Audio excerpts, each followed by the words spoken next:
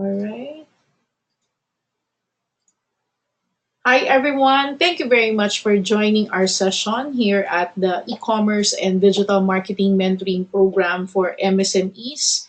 So for today, we're glad to be joined by a resource person, JM Mariano, whose profile I shared during our freelancer profile creation discussion. Hi, West Leaves, based in Quezon City. So our discussion for today will focus on freelancer service proposal and writing. After going through the discussion, I'm going to ask JM to share his thoughts on the topic. And kung merong gustong ipakitang sample si JM, I can also give him presenter rights later on kung meron siyang gustong ipakitang sample sa atin, no? All right, so let's proceed with the discussion. Of course, we talked about in the last session the freelancer business model, what business options that you can pursue when trying to build your freelancer business. And then we also had a discussion on how you can build your freelancer profile. So the next step is for you to start looking for opportunities, or if you're lucky, you will also be invited to participate in some of the job opportunities available online where you can submit a proposal.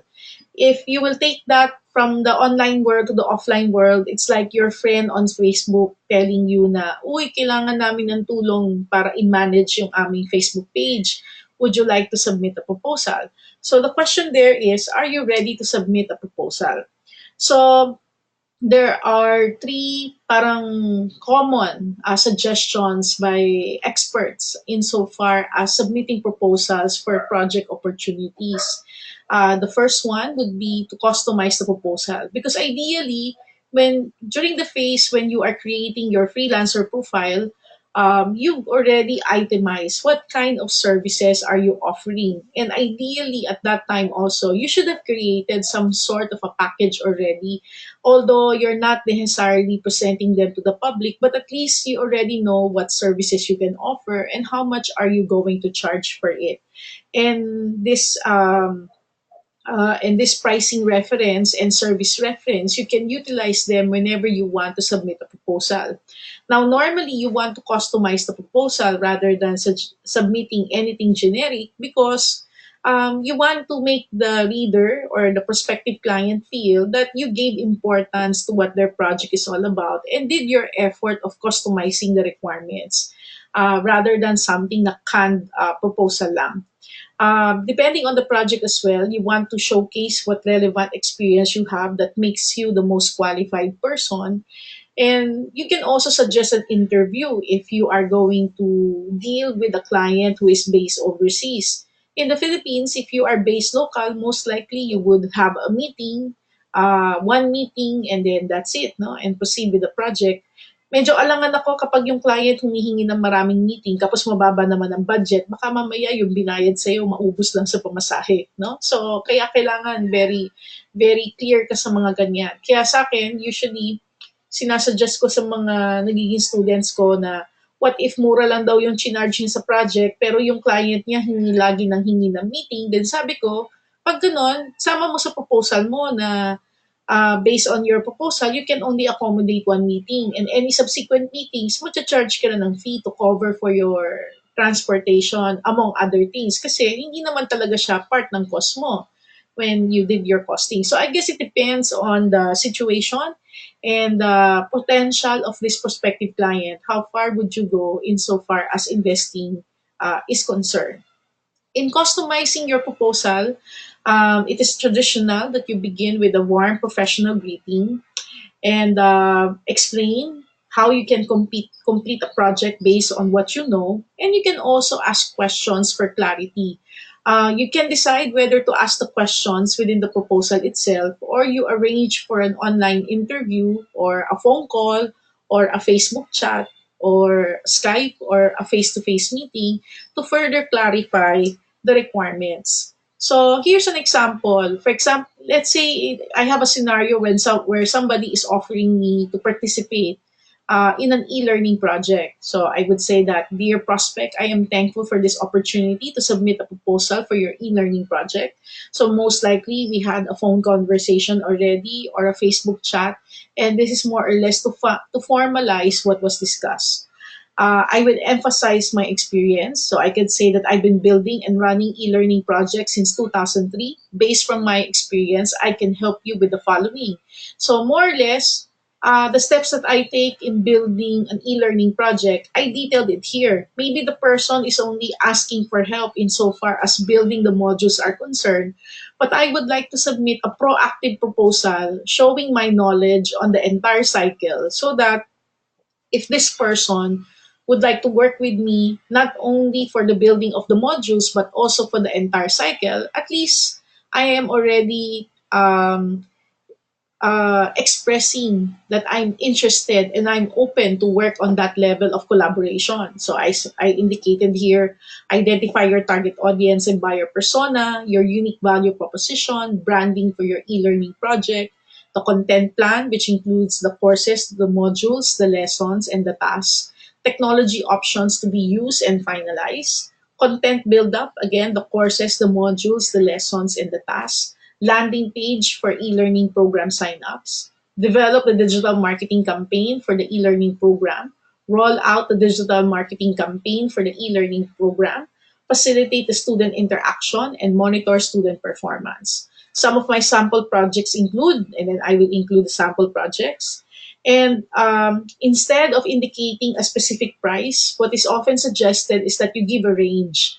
The range will more or less give you certain flexibility on the pricing because you're telling the prospect it depends on how complicated the project is. If the project is simple, maybe you can have a lower rate. If the project is complicated, then maybe you will have a higher rate, no?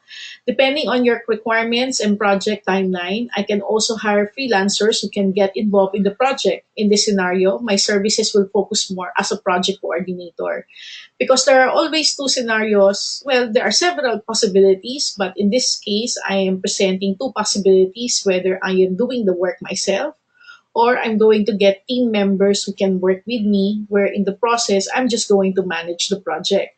So that is why the rate per hour will vary because it depends on the arrangement that is being proposed. I hope you can give me the opportunity to have an interview with you to discuss your requirements and explore which of my experience above can I offer you as part of the package.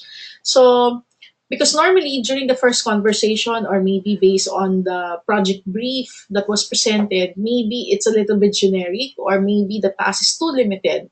So the proposal intends to present what you're capable of and then at the same time you being open in further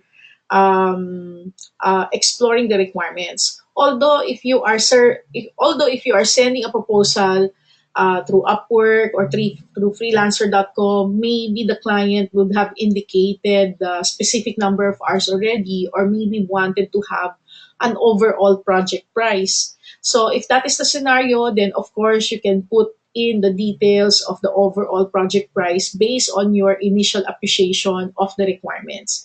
But nevertheless, most likely my introduction will look like this. And then maybe on the lower part, then I can be more specific on the package and indicate price depending on the requirements. All right. Now, of course, maybe your proposal will not be able to indicate everything that you would like to say, but it is important that your freelancer profile should reflect the following. It should highlight your strengths. It should show what your education background is. What have you studied? So that makes you qualified to what you are offering. You can talk about your past experience and your project portfolio so that um, no matter how simple you are in describing your capabilities, you have a project portfolio to back it up and explain what that project portfolio is all about and how did you participate in that project. Because having a portfolio in one is one thing, but being able to explain what is it and how did you participate in it, how did you perform your work to be able to come up with that finished product, will also matter a lot for the person who's reviewing the applications. You can indicate what other skills you have. If you have certification, like maybe um, if there is an e-learning certification, then go for it. If based on the scenario I presented, if I have digital marketing certification, I would indicate it.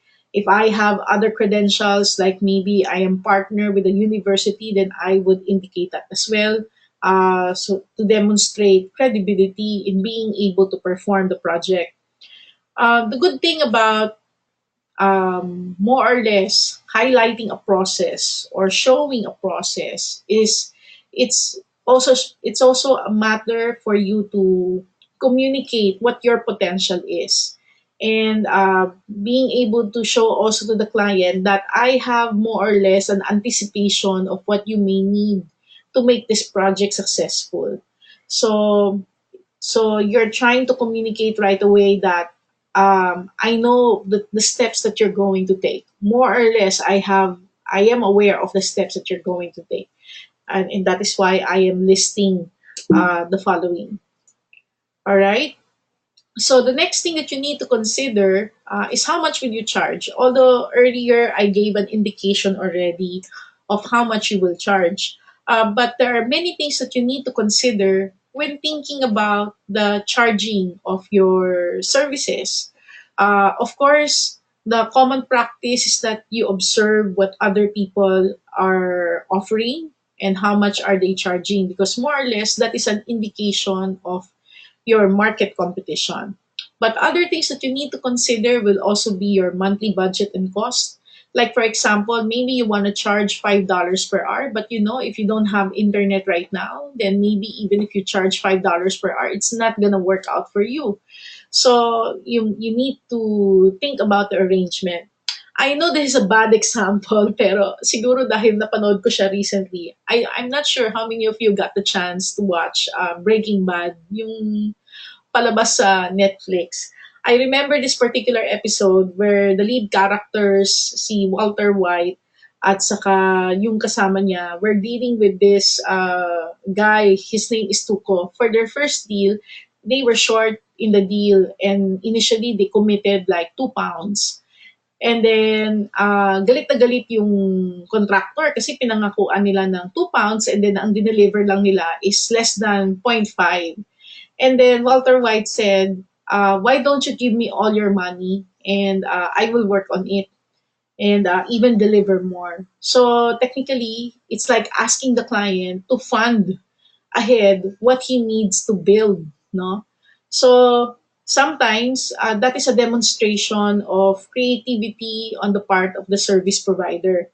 Now, if I will bring you back to the real world after that weird comparison, like for example, if I have a blogging project where a client would ask me na mag handle ng isang blogging campaign to work with X number of bloggers, I already have an idea of how much I need to pay my bloggers. But I would tell right away that the client has to pay upfront because I have to pay the bloggers upfront as well. So, meaning, I'm already telling the client na hindi ko pwedeng abonohan yan. No? Kung gusto mong abonohan ko muna yan at bayaran mo ko after 2 months, I'm not the kind of person that you should be talking to because I don't do my business that way. No? So that's where papasok yung mga costing mo and you deciding how do you want to work. Of course, not all clients will be comfortable with the arrangement, but you being clear with your arrangements will put you in a position where you can negotiate effectively rather than oo ka lang ng oo dun sa nag-i-interview sa'yo o dun sa kausap mo, and then later on bigla mo ma-realize hindi mo pala kayang panindigan lahat ng mga pinagsasabi mong yes kasi wala ka palang resources, kulang ka sa manpower, kulang ka sa kapital, no? To make things work. I remember yung mga earlier na web development projects ko. Hindi ako nagpapa 50% down and 50% upon completion. Talagang payment upfront kaagad ako. Kasi katwiran ko, the project will be finished in a week. So, kung magbibiling ako sa simula, magbibiling pa ako sa dulo, and I have to work with the contractor, masyado akong matatagalan in the process. So, ganun ang parang protocol ko when dealing with projects, especially kung talagang budget na budget yung kliyente. Mahirap kasi yung maliit na nga lang yung tutubuin mo dahil budget na budget yung client mo. Tapos payment terms ka pa. Of course, if you have a better hand on the negotiation where the initial payment is enough to cover all your costs at may konti ka nang kikitain, then pwede ka siguro mag-arrange on a different type of pricing level. Or unless you really have a lot of capital that you can play around with, no? Another thing that you need to think about will be the packages that you will be offering. Remember, during the discussion on packages, we talked about having a basic package. You can remember the e-commerce business models in our first session. You can have a one-time package. You can have something like a client would pay on a regular basis. So that would be a retainer. In some aspects, especially if you're able to build a comfort level or a relationship with a client, pwede kang magkaroon ng partnership where you can earn commissions. Like for example, a client will tell you, "Oh, please manage my online store, and I'll be paying you this low fee. However, if we are able to hit our sales quota for this period, I will also give you X% incentive for the sales." So that means you're not necessarily tied up to that small fee, but you will also have a performance incentive. Now, normally, either the client presents this or you will be the one to present this. Retainer is something interesting, but what is often suggested is that you should only have one retainer rather than having multiple retainers. The reason why you are only encouraged to have one retainer, because usually retainer packages are optimized packages, something that is good enough to cover for your bills and everything, but it will not necessarily give you exponential profits. So if a retainer will consume like 8 hours of your time per week and you're working like 5 days per week, you may want to allocate your 4 other days for getting higher value projects or work on higher value projects where you can earn more, or maybe spend 2 days on higher value projects and then 2 days for R&D among other things. So it depends on your system. What kind of processes do you have in getting projects, the amount of projects that you want to allocate, and then the amount of time that you are also spending to build yourself up in terms of your knowledge, your capabilities, among other things. And then, of course, the last scenario is that even if you have all of these packages, bottom line is how much is your client's budget? You can ask them what is your budget, and you make adjustments. It's like normal yan sa mga trainers kadalasan eh. Like minsan meron kaming ideal rate per day. And then parang minsan natatakot ka rin i-offer yung ideal rate mo per day kasi pag natakot sila doon sa price, talagang, ay, thank you, kapag hindi ka na nila kakausapin. Kaya minsan sasabihin mo na, well, actually, this is my rate, but tell me your budget. Maybe we can work something out. So, so if you really like to get that client and you see a lot of potential to that client, then of course, this is the time that we make certain adjustments so that we can be flexible with our client.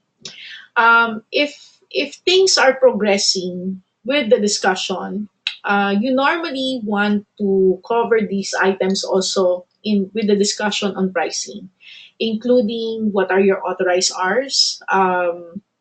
Mag-agree kayo kung ano yung X number of hours, ano yung mga tasks, especially if you will be posting the reports through the online platform, yung mga freelancing platform. You can also agree on how you're going to be paid and get this clarified. The last thing you want is you've rendered so much work already, then all of a sudden there's an issue on the payment system that they want to use. Baka mamaya biglang sabihin nila, okay lang gumamit ka ng ganitong platform. I don't want to use PayPal or I don't want to use Payoneer. I want you to get on board on this platform and this is where I will pay you. You don't want to settle that issue kapag nagtatrabaho ka na at nagko-collect ka na, doon pa lang siya sasabihin sa'yo. You want to be able to sort that out right from the start. And then you can also agree on reporting frequency, but you definitely want to submit reports regularly and log them if you're using an online platform according to the work tasks that you have committed so that you will be able to bill and your payments will be issued to you.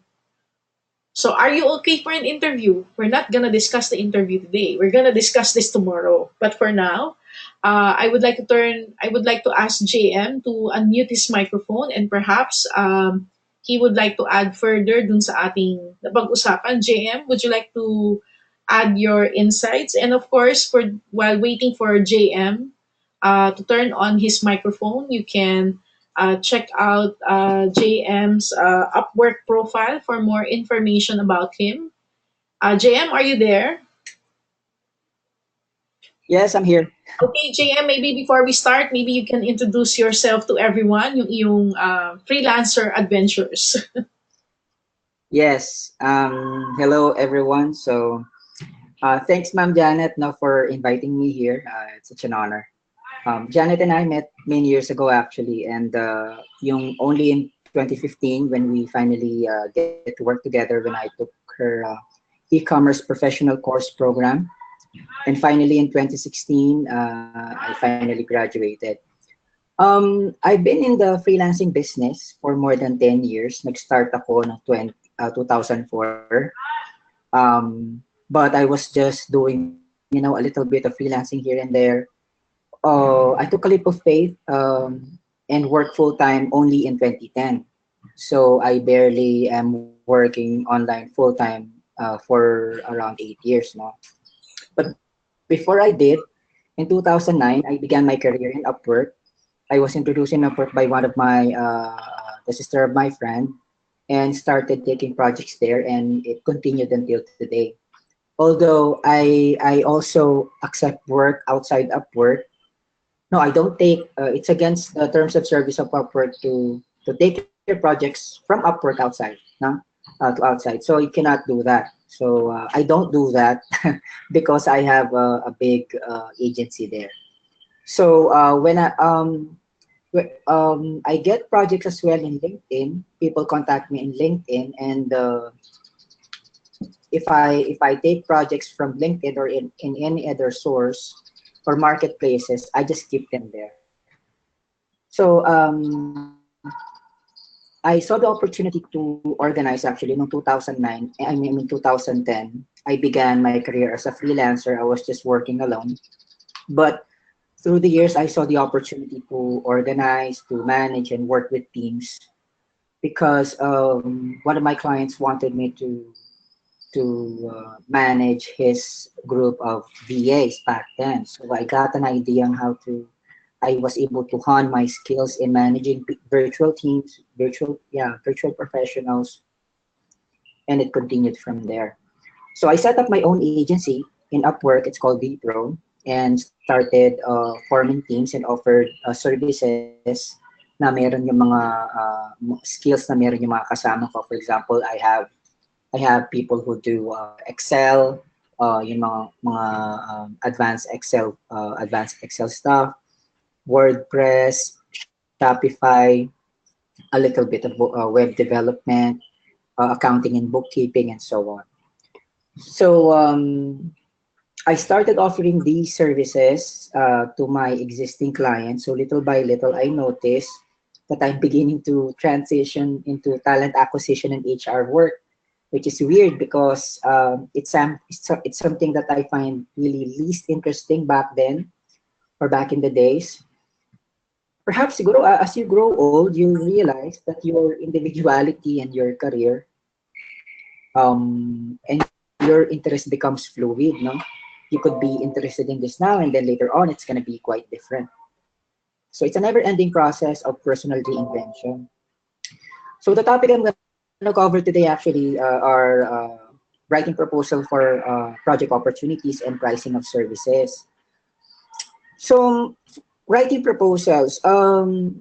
This can vary actually depending on how the client wrote his job posting. So if the client wanted a lot of information, you can write really a lengthy job proposal o yung script mo. Hi, JM. And then if JM, do you want me to show your yes, screen, yes ma'am.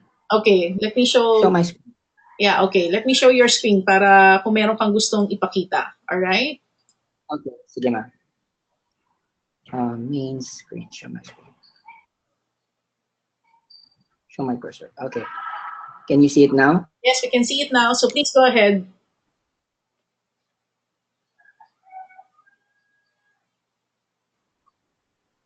Okay. Okay. On what you see on the job posting, you should tailor your macro or your job proposal based on that as well. So yung kanina yung binigay ni Ma'am Janet, it's a lengthy proposal. But if you look at it, it provides all the information the client needs to be able to evaluate Miss Janet's skills and experiences. No?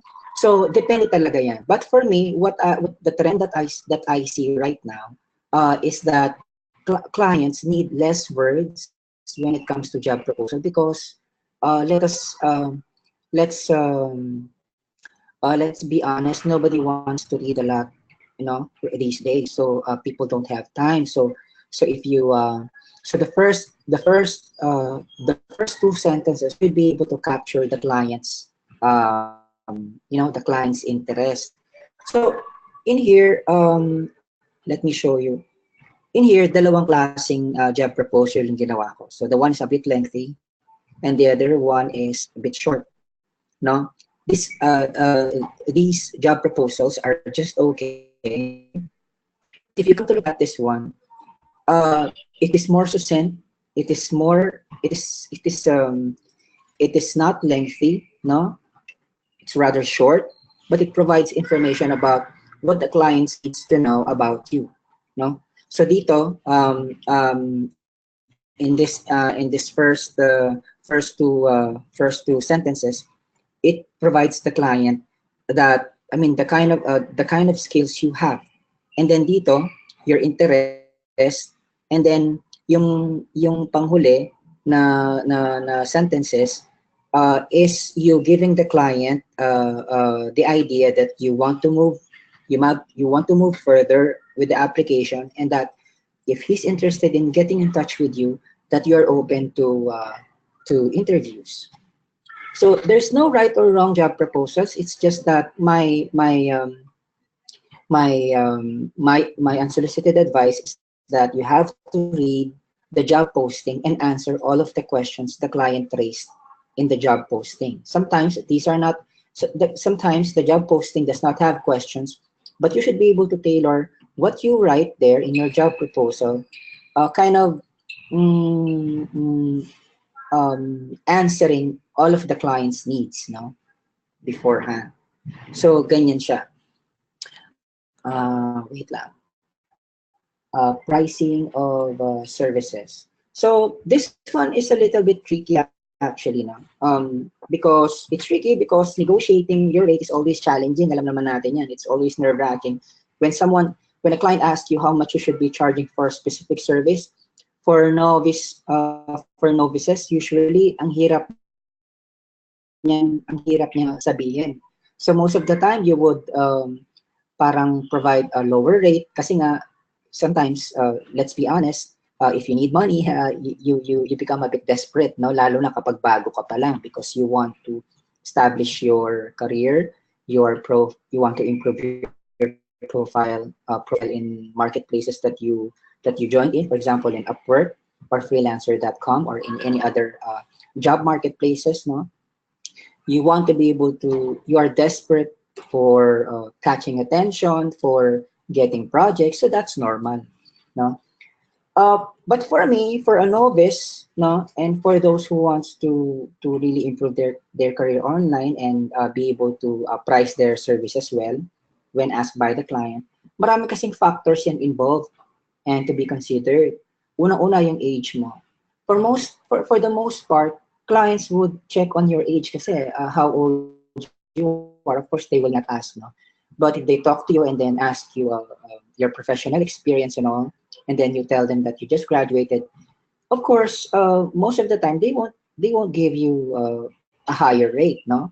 So you would most likely start dun sa lower rate. And also professional experience. For example, kagagraduate mo lang, and then after a few years, like 2 or 3 years, nakapag-build ka ng professional experience mo outside of work. For example, di ka pa pumasok. Then that's also one consideration. Your portfolio. So For example, nakapasok ka na sa Upwork and then you begin accepting jobs, no? Accepting projects in Upwork. So that's also one consideration. Kung maganda yung profile mo, if the feedback that you've been receiving are good, you can increase your rate. And also your past and current projects, maganda yung mga feedback, marami ka bang nakuha mga projects. So if I'm a client, titignan ko talaga yung marami bang nakukuhang client to, tapos ang yabang-yabang niya dun sa interview pero wala naman siya nakukuhang projects. So you also have to consider that. How much the client is willing to pay and how much the client has paid in the past for similar work. Ako kasi kapag nagtitingin ako ng mga job posting, tinitingnan ko how the client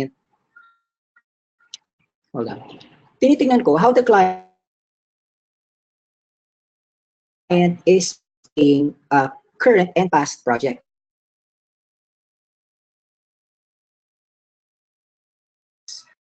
Makikita mo din dito kung pangit yung ugali ng client. May pangit yung mga freelancers sa kanya, yung mga contractors, and he just pays like $5, $3, $2, and then dito sa job posting niya, dami-dami niyang demand, no? I ignore those clients. I do not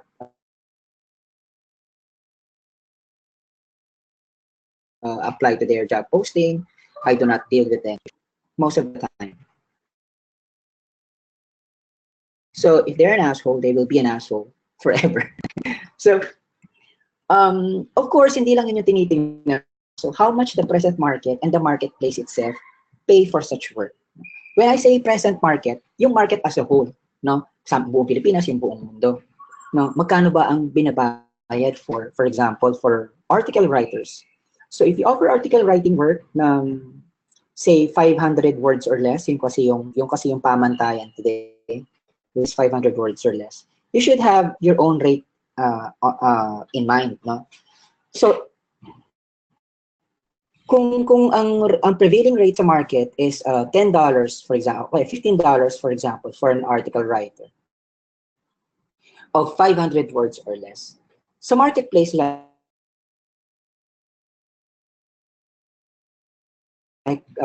Upwork or Freelancer, for example, so yung prevailing rate din dyan. So just because the prevailing market rate for article writers of 500 words or less is $15 for article. So mga marketplaces, iba-iba din. But of course, you cannot learn this overnight. No, it takes years of really working online to be able to really appreciate and get a feel, no, of how much a certain skill is being paid online. So there. Ano pa ba? So by combining these considerations and data, you can actually strike a balance on what you think is the best rate for you to accept a project. So you should have sabi ko nga kanina, you should have a price range in mind and strike in the middle. So for writing work, I would say the rate is based on what I see now, no, on Upwork and in Freelancer.com. I would say that the rate is between $8 and $10 for per article of 500 words or less. And for social media managers, I would say yung mga starter talaga, no, back in 2011, nag-social media management ako, it's just $6. So I would say for starters, I would say $5 to $10. Kapag social media strategies ka naman, of course, it's gonna be big, no? It's gonna be higher. So I think it's $10 to $20 or $30, depending on your skills and past successes. Past successes, ibig sabihin, magpapakita ka ng mga SEO stuff na napadami mo yung followers ng isang company na to or isang individual na to or celebrity na to, kailan mo napataas, what did you do to what are the strategies you use and implemented to be able to deliver results, no? For web design naman, it's going to be $10 to $20, $10 and $20, depending on your experience as well. And web development, $10 to $15. JavaScript programming, it's going to be $10 to $15 as well, or $20. So if you know the plain JavaScript, probably you can charge between $10 and 15. If you know a little bit of the mga JavaScript based programming like Node.js, probably you can charge $30 to $50. Python programming is gonna be 20 and $50 per month. I see some people they charge as much as $70 per hour. That's why I'm trying to learn that thing just to learn. I'm not into programming yet, but it's good to really understand it um, at first. So there.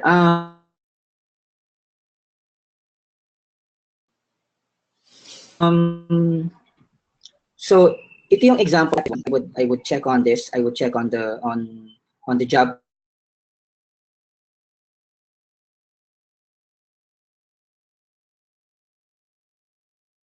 posting and see yung client history and feedback. Do you have questions? Okay, thank you very much, JM. So, for our participants in this webinar session, we're now opening the floor to questions for this topic, freelancer proposal and pricing. Um, May tanong dito, JM. Question, please share the market competition in freelancing when you started working online and compare it today. So, again, no, please share the market competition in freelancing when you started working online comparing today. So, while JM is thinking about his answer, sagutin ko muna siya. Nung time na, kasi I started Mm-mm. dancing in the 90s pa eh, medyo matagal-tagal na ako, no? Pero I remember at that time, especially since my experience is more working with local contractors at yung mga foreign, kadalasan referred lang siya. Um, Kadalasan yung mga napapasukan kong fields, konti ang competition. Normally, I would tend to always look for a blue ocean. So, kapag nakakakita ako ng niche na konti yung nagpo-focus doon ako nagpo-focus. Kapag dumadami na naman, maghahanap na naman ako ng ibang focus. But of course, kanya-kanya kasing strategy yun, no? Kay JM, kasi pwede rin naman na strategy, you can still compete, pero rather than doing it yourself, pinapalaki mo yung infrastructure mo, like how JM does it. How about you, JM? Please share your market competition in freelancing when you started working online, and how would you compare them to today? Mm. Nung nag-start ako nung 2003, konting-konti talaga yung competition. I'm not sure, but nung mga 2003, 2004 na hindi pa ako masyadong interesado, I get plenty of work, no? I get free money like monthly, but I never really paid so much attention kasi nga I had a full-time work back then. My work was really nice as an instructional designer for America Online, that is a Clark. So when our company was sold, when AWOL Time Warner they separated, doon na nag-start, nag-iba yung timpla ng company. So I began checking on online work. Nung nag 2010 na, doon ko nakita na lumaki na talaga yung competition online. So if I receive like 10 job invites, I only receive like siguro 2 or 3. Mas lalo na ngayon, 2018. Kung napansin nyo sa Upwork.com, they have began canceling accounts na hindi masyadong kumikita, or may mga minsan isang pangit lang na feedback, aalisin ka na nila eh. Lalo na kung bago ka pa lang. I have a few friends na walang mga contracts sa Upwork.com, tapos they started applying, siguro nag-apply sila 4 jobs, 10 jobs, tapos i-cancel yung account kasi sasabihin nila na you have been applying for too many jobs na hindi naman tapat sa skills mo. Ginagawa nila yon, it's because ang dami-dami na talaga, because if you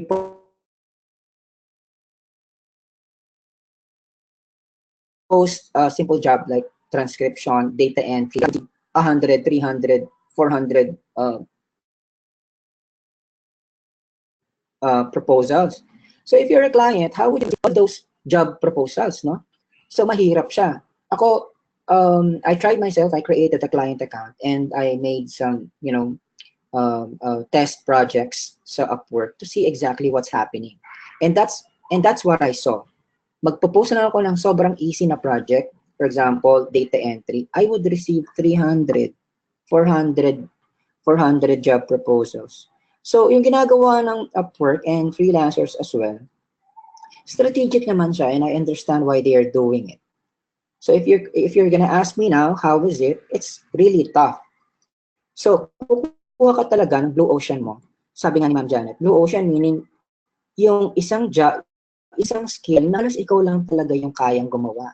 Na kahit na 3 oras ka lang mag-work sa isang araw and you are charging 50 to $100 per hour. Parang dinaig mo pa yung tao na they're working their ass off for 16 hours a day for just $5 an hour.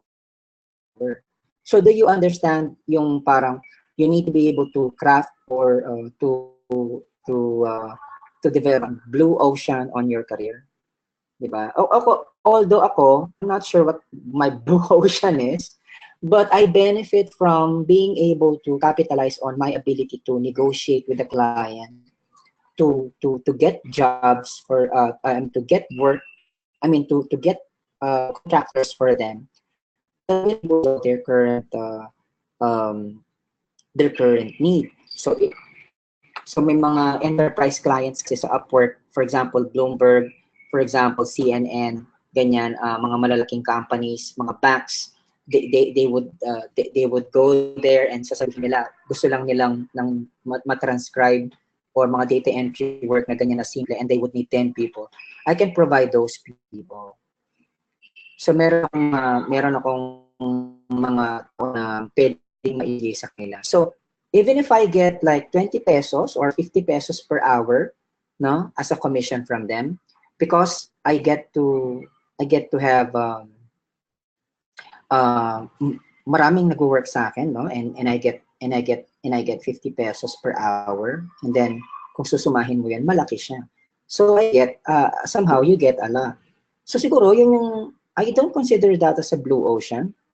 But siguro I was able to capitalize on my ability to really negotiate and to really have a good relationship with my past clients and current clients. Okay, JM, the next question is, hindi pa ba raw saturated yung market? And what do you see is the future of freelancing? So while JM is thinking about that answer, or that question, I see a lot of opportunities in freelancing, pero I think yung growth niya will come from, yun yung mga kagaya ni JM, no? Yung mga rural BPOs. Ngayon sa mga provinces, we're seeing mga players na parang kagaya ni JM na talagang sila yung kumukuha ng projects. Tapos naghahanap sila ng mga tao na gagawa ng projects and putting them in one area to work on those projects, especially kung yung mga workers o itong mga freelancers, wala naman silang enough pang computer resources sa mga homes nila. So, mas ini-encourage ngayon na pag freelancer ka, parang kung gusto mong tumagal sa industry na to, in my view, kailangan talaga ang direction mo is towards parang maging business manager ka and get more people to work for you para mas competitive ka kasi yung parang pag nagpipitch ka, imbis na pinipitch mo lang yung sarili mo, you go for the power of your collective, yung group strength mo, yung arsenal mo, yung pool mo ang parang pinaka-edge mo over any other individual contractor. JM? Yes, that's true. I agree with that. Although ang sigurong masasabi ko is yes, maganda na you get to capitalize on human resources like what I am doing. But if it's not something na parang wala sa sistema mo yung mag-handle ng tao, because handling people is very very challenging, no? Parang mukha lang maganda, but when you start managing people, syempre, may mga matitigas ang ulo dyan, and then might stall your project because of just a few people, one person or two, and then might stall your project. So it's gonna be very, very hard, no? So siguro kung kumikita ka ng mga 10,000 isang araw, tapos nagka-cancer ka because of commission, kulang pa yun. So you have to choose your battles talaga, and tatanungin mo yung sarili mo if I mean what kind of work you want to align yourself into, no? If gusto mo lang talaga ng plain worker and you get to submit proposals on your own and work on your own, that's good, no? At the end of the day, you have to really know yourself. So sabi, yung tanong ko na is saturated na ba yung market? Yes, as I said kanina, super saturated na. Parang may bubble na, tapos nag-burst na yung bubble, ngayon nagpa-plateau na siya. But of course, just like any other kind of industry, merong correction, yeah, tawag na, yes, correction, no? May correction stage yan. So probably in the future, of course, ako naniniwala ko na in the future, dadami na naman yung demand because the future of work is freelancing. I see that. Ako, I am a very, I'm an advocate of freelancing, especially in the Philippines because laging umuulan sa atin and the traffic is really bad. Our transport infrastructure is very, very bad. And sa buong mundo, mayroong nakikita ko the need for women to stay at home so that they can rear the children. If there's presence of at least one family member, the head family member, like a mom inside the house, and they're able to see their children, we can fix some of the behavioral problems of children that we see today. Importante. I was invited in one talk and some and I one time, and I mentioned that na the women should be given by law, no, to be able to work at home, no? Yung mga dapat mapuwersa yung mga current mga companies natin to be able to give women more flexibility when it comes to work. Siguro if they cannot avoid it, maybe women can work like 3 times a week, and then yung 2 days sa bahay sila. No, I think it's doable. It's just that it needs legislation. And I think freelancing is a very good opportunity for all of us because that's where the world is going to. JM, there is a question here. Do you, as an agency or for agencies in Upwork, do you pay Upwork a monthly fee? Yes, I do. I pay $20 per month. And I also, kapag kasi mauubos yung parang connects mo, you call that connects because every time this is an example, if you look at my screen, wait, if you apply to this job posting, sasabihin niya, required connects to submit a proposal, it's 2. So, when I pay $20 for my agency, I get 60 connects.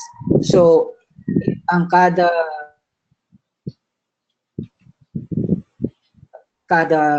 application, I only have 30, I have like 30 chance to submit a proposal, parang 30 projects lang. But I don't really get to use all of that kasi madalang lang talaga ako mag-apply kasi I don't have enough people and I don't have much time. I cannot I no longer have time to get new projects. Kaya nga recently alam ni Ma'am Janette yung kwento ko na I took on another role. I created a corporation and started adding partners, but it didn't work out. Probably that's another story that I can share next time without really breaking the, disrespecting other people's, individuality and, self-respect. But I want to be able to be more objective as well next time when I try to discuss this. Kung merong opportunity to discuss this, Ma'am Janet. So there. JM, Yes, merong fee. merong nag-share dito and then merong question, no, para bato ko sa'yo. Hi Janet, sabi ni Darlene, I started in 2017. The competition is always there, but over the years, di rin naman ako nawalan ng clients. All clients will recommend their friends and network. But of course, you need to learn different skills from SEO, content writing, basic coding, and more. Kumbaga, jack of all trades, master of one. Always ask for reviews with clients. Totoo naman yun, Darlene, no? I think yun ang talagang i-build mo through the years. As you build your reputation, sooner or later, you don't really have to look for clients anymore. Lahat ng clients mo, Yes. either repeat clients or referral na, no? May tanong dito si Cheryl, how do you manage contractors? Do you ask them for a price or you already have a price in mind that you offer to freelancers? I have a project and need others to work with me but don't know how to manage the price. I am looking into long partnership. What is your advice? Let's be a bit honest here, no? Kasi most freelancers do not pay taxes. I do pay taxes, but I hope this is not recorded, of course. This part. Teka, recorded to. Teka, i-off ko yung recording. Hold on. Okay. Thank you, JM. So, i-wrap up ko lang, no? Kasi lagpas na tayo dun sa time natin. So, yun sa tanong ni Cheryl, binalik ko lang ulit sa recording mode. Kailangan, normally, typical para if you wanna work with contractors, as mentioned by JM as well, lalo na kung medyo limited ang pricing mo, talagang kailangan mag-indicate ka na ng price dun sa ni-recruit mo. Now, insofar as long-term partnership are concerned, possible na magkaroon ng long-term partnership, pero long-term partnership only has potential kapag ikaw mismo, kung ikaw yung pinaka-primary partner, you really go out of your way to look for more clients and to look for more opportunities. Kasi yung relationship nyo kasi is based on mutual financial growth, no? In a sense na lumalaki yung business. Pag hindi na nasatisfy yung criteria na yon, yung partner mo, maghahanap na siya ng ibang partner na makakapag-sustain ng kanyang income requirements. Now, napansin ko dun sa Totoo mga yun. nag-ooperate ng rural BPOs, may mga situation na halimbawa, may ka-contractor siya before na dun siya nagbabato ng project. Sooner or later, lalo na kung maganda yung performance niya, nagiging partner siya in a sense na yung dating virtual assistant, pwedeng pagtagal-tagal, siya na yung rural BPO operator. Magpa-partner na sila, hahanap na sila ng lugar, kukuha sila ng mga tao. Yung dating ina-outsourcean mo, pwedeng siya na yung nagmamanage. Pero syempre, aabot ka lang sa ganun kung yung partner mo, nakita mo rin na nag-grow siya, na pwede siyang mag-level up dun sa ganung klaseng potential na pwede siyang mag-operate ng operations there na magma-manage ng tao, so para ma-offload ka rin na hindi Yes. ikaw yung mag-manage ng tao. So JM, Pero before we end our session, may mga gusto ko ba bang huling sabihin bago tayo mag-wrap up?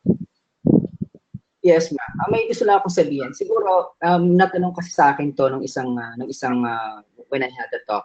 Sabi sa akin, hindi ba daw ako natatakot na one day I will be replaced and one day i-take over ng iba yung work ko because I am exposing them to my clients or and on. Nangyayari yan. Minsan nakakagalit, pero nangyayari yan. Pero at the end of the day, when the dust settles, no, and the storm stops, makikita mo na, you were able to view positive changes to sa mga tao. And I think for me, that's my legacy.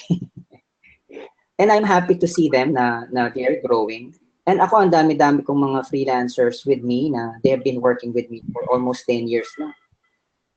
So nasa sa'yo pa rin siya on how you will, parang hindi mo kasi i-stifle yung development ng mga ibang tao just because you're afraid na you will be replaced. So, it's just, the world is round and we have to help one another. Okay. And then may tanong din si Girlie if there are any associations where they can be a member. Actually, wala talaga akong nababalitaan na freelancing association where you can join as individuals. If you're joining as individuals, marami ngayon mga Facebook groups, mga Facebook community, pero I'm not so sure kung merong SEC registered na association of freelancers at this point. Pag meron ako nabalitaan, i-share ko siya. However, merong isang association yung I think DCAP, no? Led by Genesis, Unico, and other freelance players in the market. Pero ang member ng associations nila ay yung mga freelancer communities. Kumbaga yung mga nagme-member sa kanila, each one represent Mm. a freelancer community. So I would suggest joining a freelancer community or you form your own para yun, pwede kang mag-member sa DCAP representing your freelancer community. Now, yung mga discussion naman tungkol sa rural BPOs, there are talks in terms of forming a rural BPO association. Pero if that will be formed, then that means you have to be an operator of a rural BPO, maybe more than a Yeah. year or two in business with maybe 15 workers under your wing. And then most likely that rural BPO group or association will be under the IBPAP. Pero alam ko parang in progress pa siya. So I'm not so sure kung magpo-form siya this year Mm. or anytime in the future. It depends on how the rural BPO communities will, if they will be able to come together in the process, no? All right. So, JM, thank you so much for joining us today and I hope to see you again tomorrow. Pag-usapan naman natin yung freelancer skills. Pwede ka ba ulit? Yes, ma'am, pwede. Yung interview skills Nag-enjoy tayo. naman ako. Okay, so tomorrow we're gonna talk about interview skills and negotiation skills at 10 a.m. again. So thank you very much all for joining this webinar session. So thank you very much, JM. So to leave this webinar session, just click on File, Exit, Leave Webinar. Have a great day, everyone.